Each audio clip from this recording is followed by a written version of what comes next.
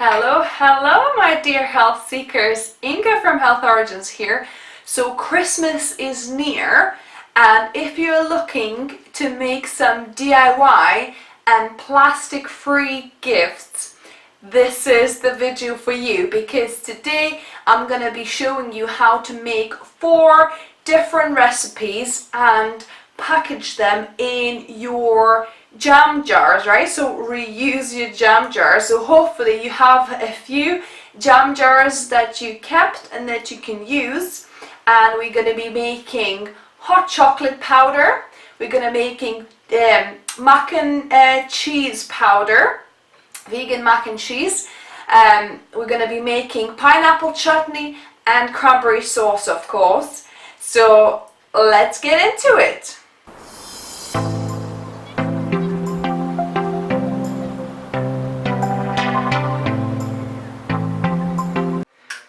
So first we're going to be making hot chocolate powder. So I've got a bowl to mix everything in, and I've got a sieve to make sure we don't have any big clumps and lumps in here.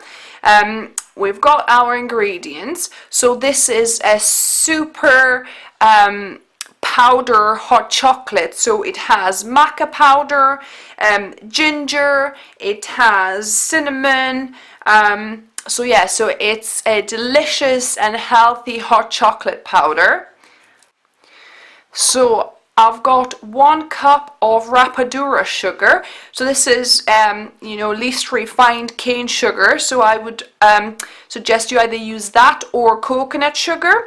If you don't have either of those, but you have some demerara sugar, I would recommend you to kind of blend it up into more of a caster sugar consistency, because you don't want large crystals in your hot chocolate. So what I'm going to do, I've got a sieve, and I'm going to just, because it kind of gets clumped up pretty easily, the rapadura sugar, so I'm just going to make sure I sieve it through. If there's any big particles, they will stay behind. So as you can see, there's a little bit of sugar particles still left, more kind of bigger crystallized sugar. So I'm going to just put it away. I'll use it for some other recipe.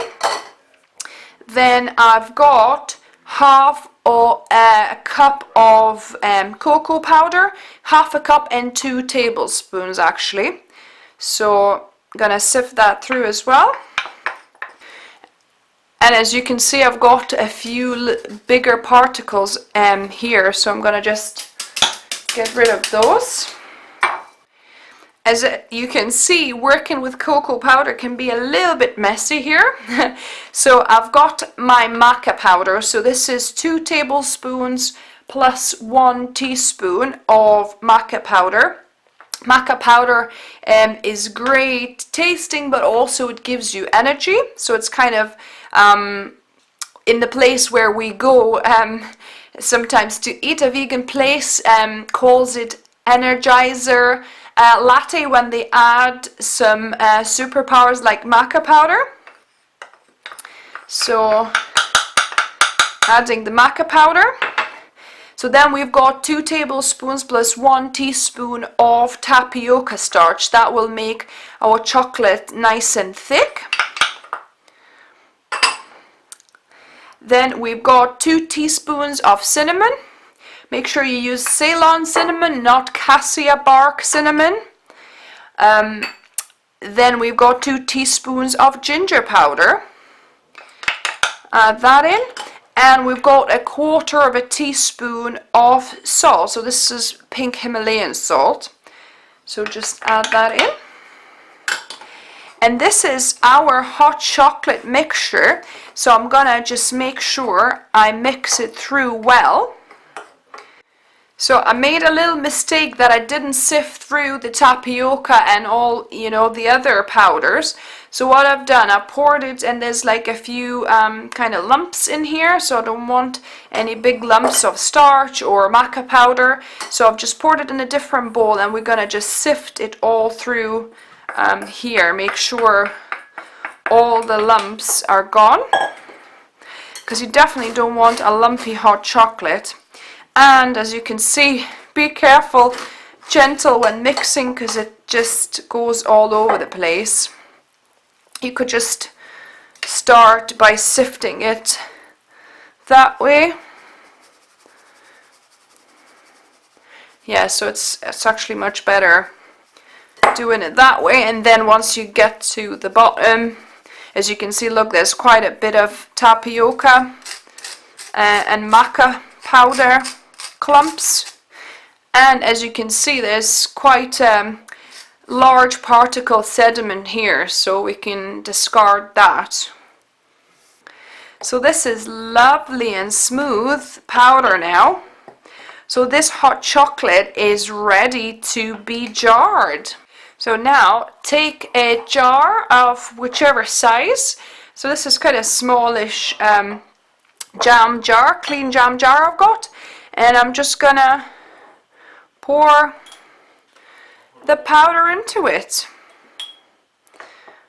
Fill it up, and the recipe for this is that you can put a little note on the jar. I'll show you how to decorate them afterwards, but you can put a little note that you need 3 tablespoons of this hot chocolate mixture with about 1.5 cups of plant milk. So whichever plant milk people enjoy, so whether it's oat or almond or soya. And now for the best part, making and taste testing the hot chocolate. You didn't think I'm gonna leave you guys without showing how to make it and to taste test it, right? So you've got 1.5 cups of cold milk, and this is soy milk in my example, but you can use different milk that you prefer. And you need 3 tablespoons of the hot chocolate into the cold milk. Make sure it is cold milk. Don't put it into hot milk because you'll get lumps. So put it in the cold milk and mix it up. At first it looks like it's got clumps, it's just bubbles. So I'm gonna start heating this up. I'm gonna have it on kind of low medium. And this is my Tefal everyday induction hob. I'll link underneath in the description below, where if you like it, where you can get your own. It heats up so quickly. It's really good. So that's it. So then now we need to basically get that to boil, stirring once in a while, and that will be our hot chocolate done. So the hot chocolate is warming up slowly, and you want to keep on mixing every so often just to make sure there's nothing sticking to the bottom. So now it slightly thickened up, and I'm gonna just be pouring into my mug, ready to be taste tested. Perfect. So now the best bit, taste testing. I've got a spoon here just in case, because the hot chocolate is really hot still. So let me taste test this.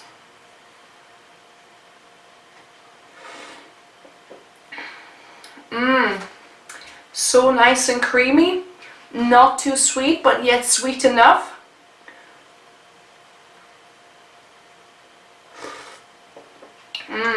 It's like warm embrace in a cup, right?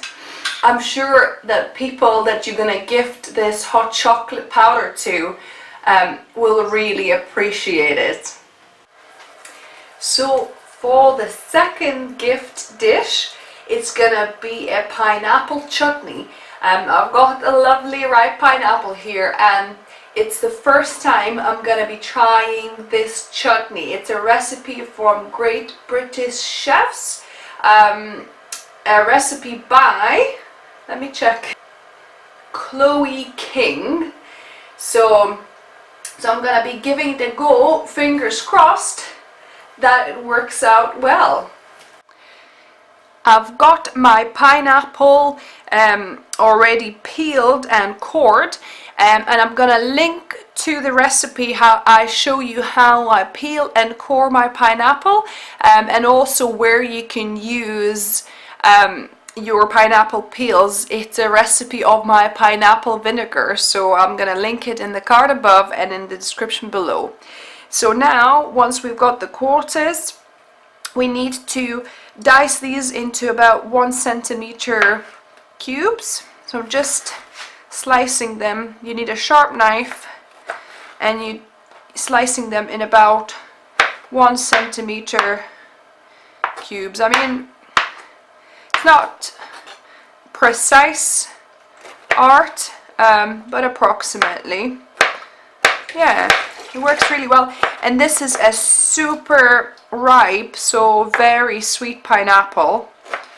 And actually it will work quite well with my tart apples. These are very tart apples from my own garden, so you need 2 apples diced small as well. So because this pineapple is so sweet itself, the tartness from the apples will be great to kind of counteract it, so it's not too sweet of a chutney.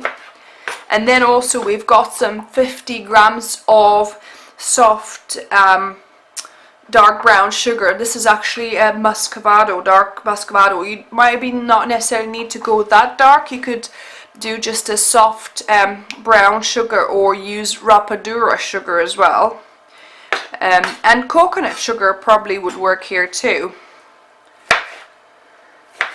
So I'm just gonna do the rest and catch up with you.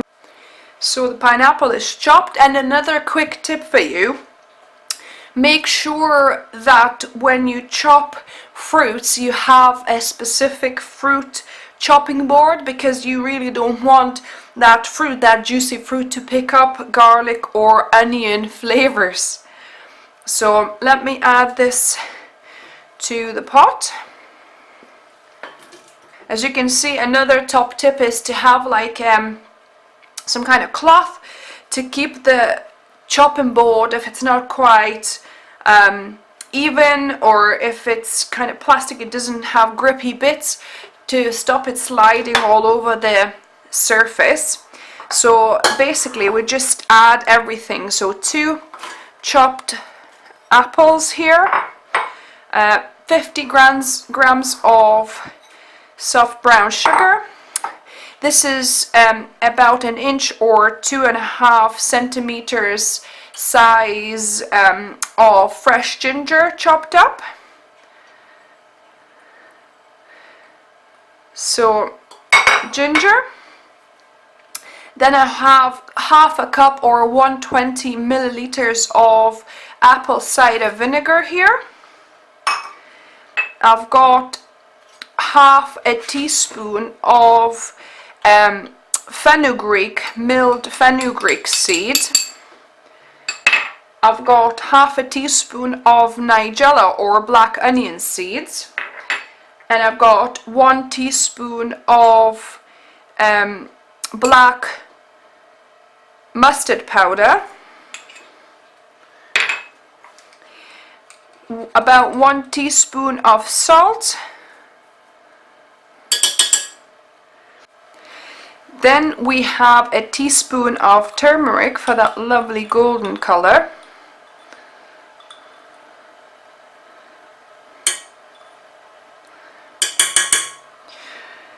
And 8 cloves that I've got here. Just need to pick out 8. So I've got my 8 cloves.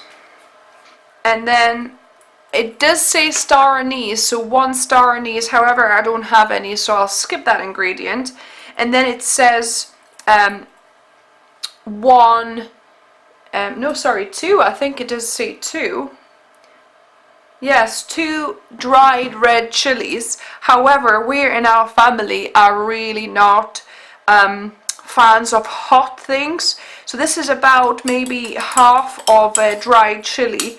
So I'm just gonna add that in, and that will still be, I think, too hot for my liking. But anyway, I'll go with something close to what the recipe is asking for, and we'll see how that turns out. So I'm gonna mix it all up. Make sure it's distributed evenly, and it's heating up slowly now. So what we want to do, we want to get that to kind of a simmer, and then simmer for an hour and a half to 2 hours. I'll check at about hour and a half point to see how we're doing. And while this is simmering, I'm gonna be disinfecting a few jars for my chutney for the presents, and I'll show you how I do that as well.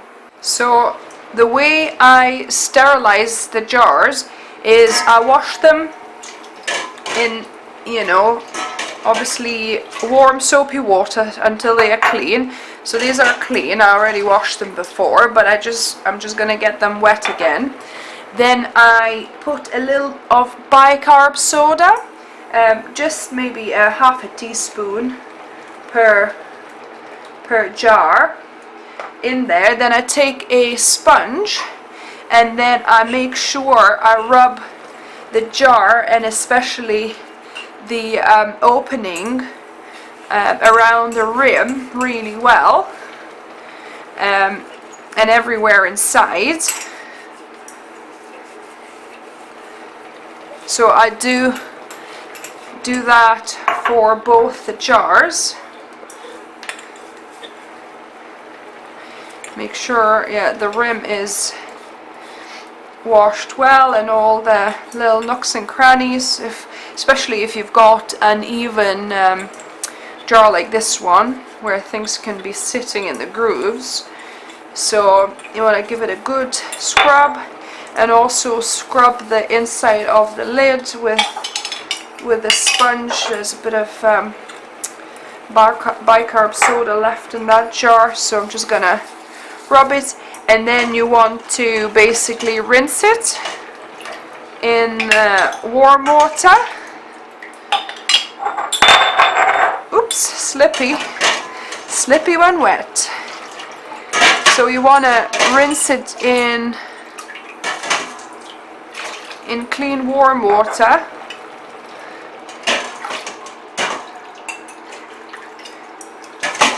To make sure I washed all the bicarb off it, I'm just going to run it under the tap as well, under the warm water.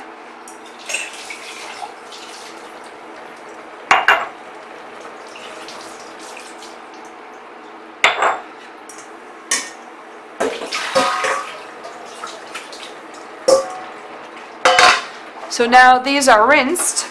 So what I'm going to do, I'm going to put them into a bowl. You can do that in the sink. It's probably safer that way. But then I've got my kettle that's just boiled, so I'm going to boil it again. I'm making a mess here. So the kettle, the key is that it's freshly boiling water, because that's what disinfects it even more. So you just pour, and then you can kind of, careful though, swivel it around a little bit and pour it out. So that is it. So these jars are now disinfected. Oh, careful not to burn yourself with this. You can use the clamps you have for jarring, for example, so you can pick the jars and the lids from the hot water, you know, with them. Or if you're doing it in the sink, obviously it'll not be pooling in the bottom like this anyway. And the chutney, just to show you, the chutney has started bubbling away about 5 minutes or so ago. So I'll put a timer I'm gonna keep on mixing every so often, and then we're gonna check back in with it in about hour and 25 minutes time. So my chutney is actually ready after an hour. So as you can see, it's nice and caramelized. The liquid has kind of absorbed and evaporated. Actually, this is my Zepter pot, such an amazing pot because it actually saves energy. So for half of the time I actually had the lid on because I saw that there's not that much liquid and it was evaporating away too quickly. So I've actually closed and let it stew and marinate in its own kind of moisture, and then I've opened it up for about half the time to let some of that water escape. But really it's looking nice and caramelized and thick. So I've got my jam jars, sterilized jam jars that we did earlier, and I've got my kind of jar color, if you like, a funnel for jam making. And really, actually, if you want, you could perhaps take a spoon, because really you don't want to be touching it. You can take a spoon, and if you can see any cloves, you can pick them out, because people might probably not enjoy finding a piece of clove in their chutney. It's pretty visible, so they should be able to see and take it out, but I think it's a good idea if you spot one just to take it out for them. I think this couple actually went in there.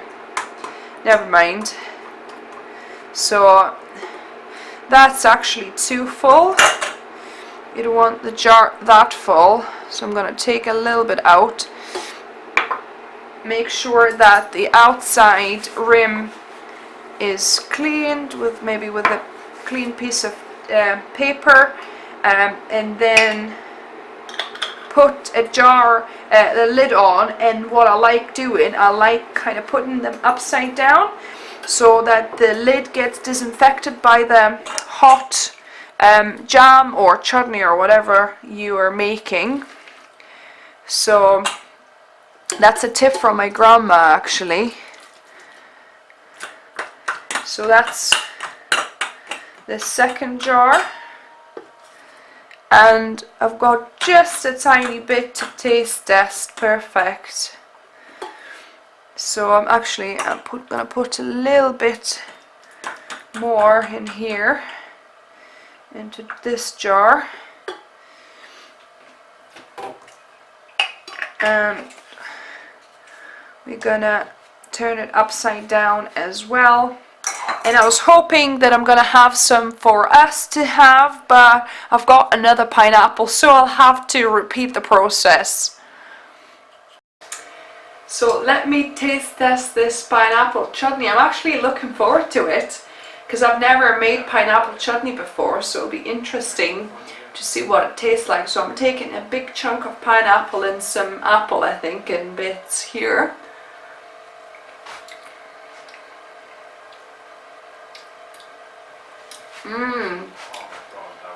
That pineapple is delicious, and I can taste a little bit of hotness coming through in the background there,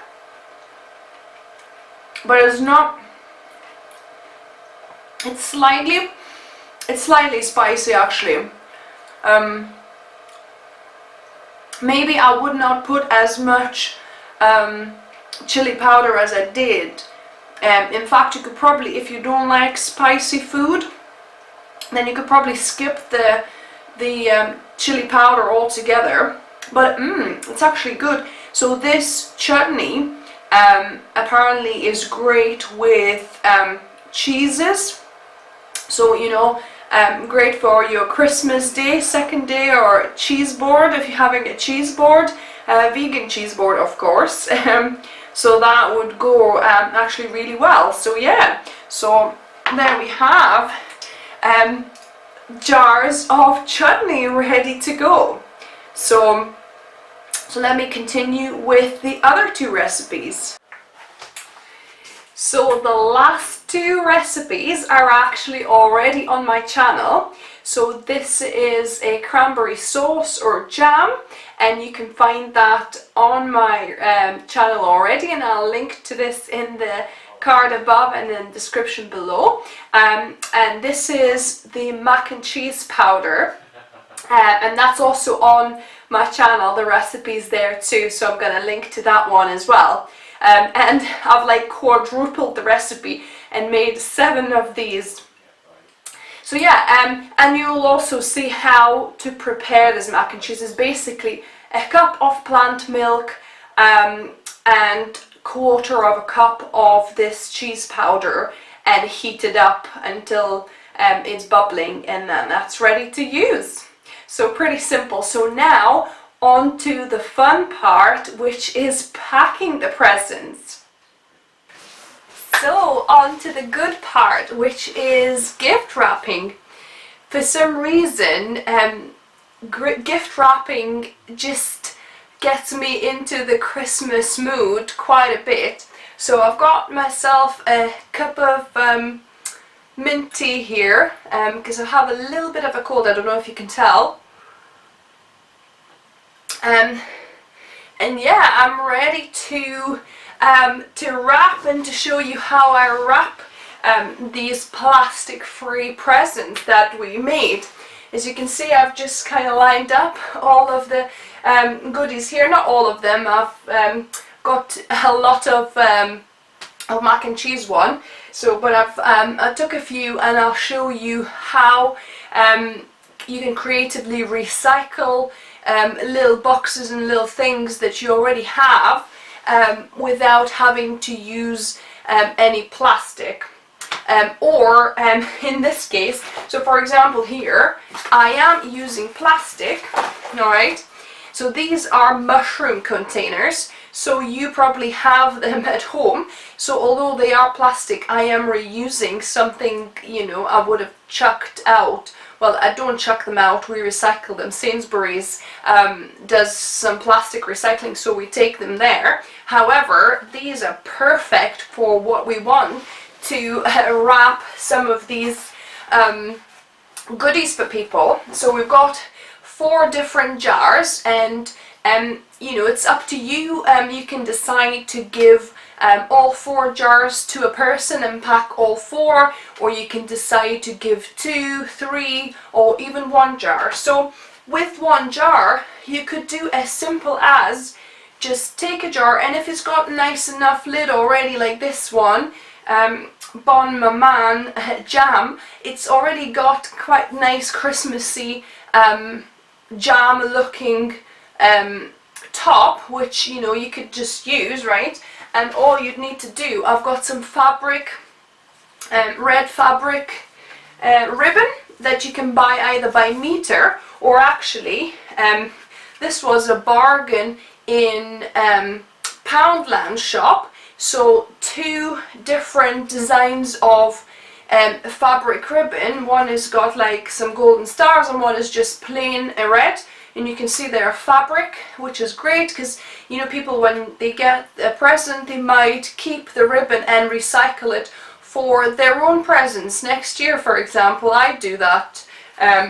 So anyway, so this is it's like, I don't know how many meters, about 5 meters, so it's 10 meters of ribbon actually, and it costs me £1. So Poundland, they've got this, or you can buy this fabric ribbon by meter in any kind of fabric shop. So in Granger Market they have one in Newcastle, so that's where I bought this. So yeah, so all you need to do is kind of take a jar, wrap the ribbon around, measure how much you actually need to, you know, to tie it as well in a bow. So cut a little bit more so you can tie a nice ribbon. So let me just tie that here. And that's the beauty about homemade kind of jars of stuff. You know, the homemade quality is already a lovely thought and a lovely gift. So all you need is to put a nice, you know, red festive ribbon on a jar, and that could be a gift to a friend, for example. So yeah, so that is one way of wrapping. Then we've got these plastic mushroom containers, as I showed you.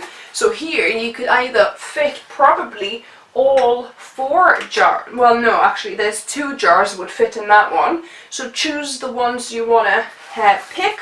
So let's say I pick mac and cheese one and hot chocolate, right? So that's a great comforting combination. So you can put them there, and if there's any space left, always remember, chuck in one or a few of mandarins, and they fill it up, that space in that box, perfectly, so they don't slide too much. Because for me, the mandarins remind me of Christmas so much. I think here in the UK it's the same thing, because you used to get mandarins for Christmas, because in Lithuania actually fruit was quite a hard to get by good in Soviet era or just after. We used to remember when my mum used to bring a banana home, me and my sister used to actually measure with the ruler to make sure we get exactly half a banana each. That's true story, guys. So, you know, for Christmas when we used to get mandarins, we would get like a few. It was amazing because we love fruit so much, but we wouldn't get that you know, very often at all. So yeah, so when you packed your plastic container, so you could use mushroom containers, or you could also get, you know, sometimes you get grapes and veggies. I think these are nice because different to the see-through ones, they look a little bit more quality, a little bit thicker. So I think mushroom ones are really good ones to go for. So anyway, so once you have that, then I've got just a simple recycled brown paper, and I bought this in a local post office. And this, it cost £3.90, I believe, so £4. But it's 12 meters of it, so it's like full ream here, if you can see, whereas they were selling, you know, these little flimsy tiny bits of actual gift paper for you know, say £1 or £2 for just, you know, a sliver, so maybe a meter or 2 meters maximum, right?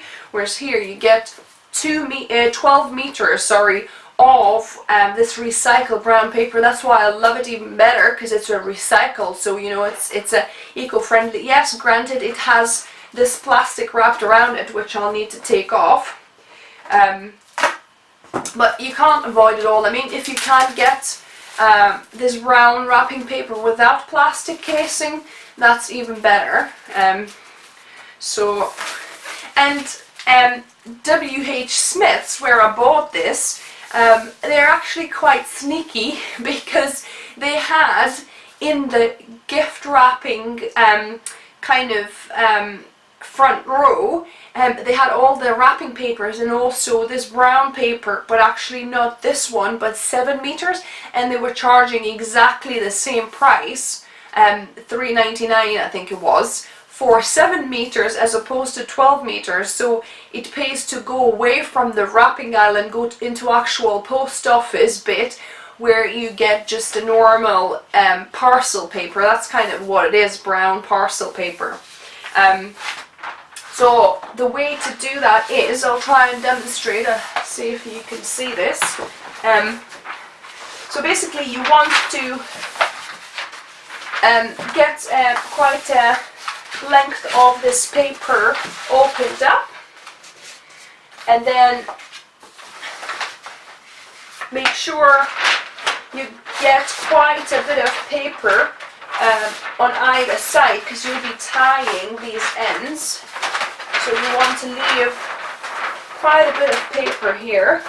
You can always cut off more, but if you've made it too short, then you'll be struggling.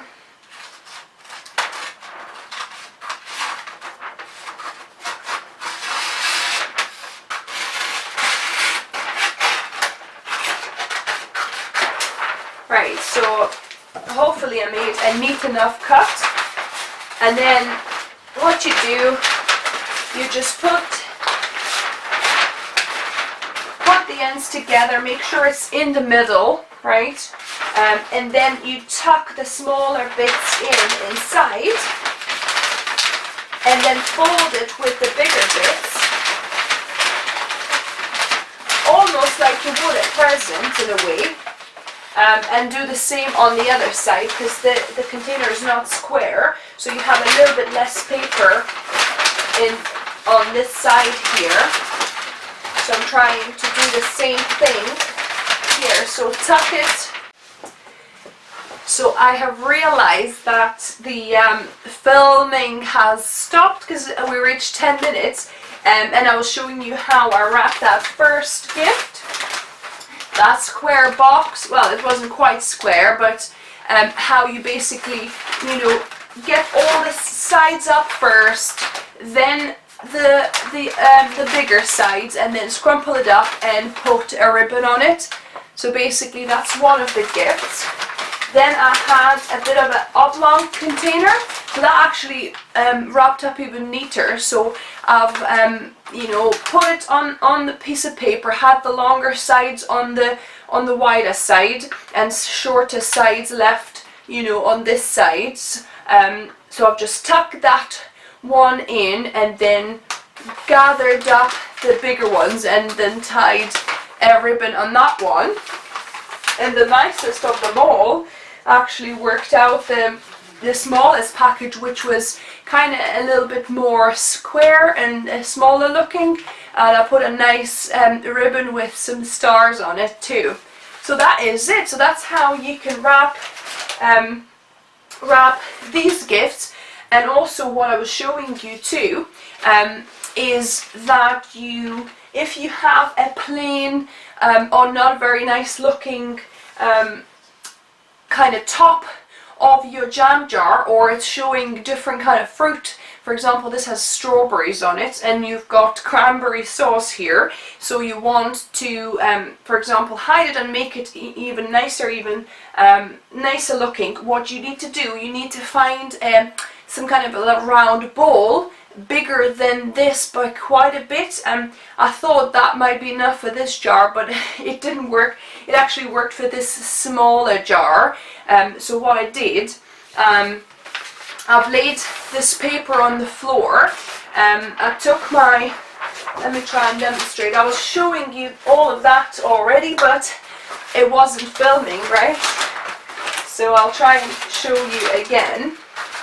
So all I did was I put that on the floor, I took my bowl, then I took my pencil, drawn round a circle around the bowl, and then I've cut out this nice neat circle, and then that nicely fits on the smaller jar, and then we just kind of crumple up a little bit on the sides. Careful not to tear, I think I've torn it a little bit. So just crumple it around a little bit, right? Right, so that's that, and then you would need to get a ribbon. So I'll get a piece of ribbon here. I'll try and show you.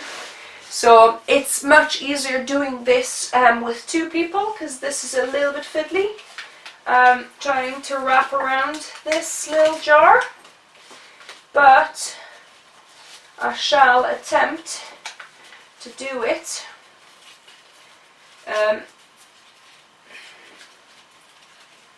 So try to hold that in place and tie the ribbon tight like this. And then it would be good if somebody could, you know, keep a finger press there for you, or try and, you know, hold it yourself if you can. Yay! I think I'm getting better at this, guys. I was struggling with my first one much longer, and the second one actually worked quicker.